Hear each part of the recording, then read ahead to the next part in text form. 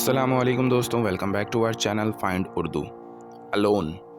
Alone का मतलब है अकेला या तन्हा।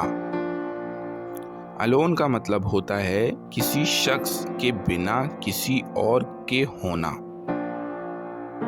ये अक्सर सॉलिट्यूड या इंडिपेंडेंस के लिए यूज होता है, लेकिन कभी कभी सैडनेस या लोनलीनेस के लिए भी हो सकता है। फॉर एग्जाम्पल, वो अकेला पार्क में चल रहा था। She prefers to study alone in her room. वो अपने कमरे में अकेले पढ़ना पसंद करती है। तो दोस्तों, अलोन का मतलब है अकेला या तन्हा। उम्मीद है अब आपको अलोन का मतलब समझ में आ गया होगा। मिलते हैं नेक्स्ट वीडियो में। शुक्रिया।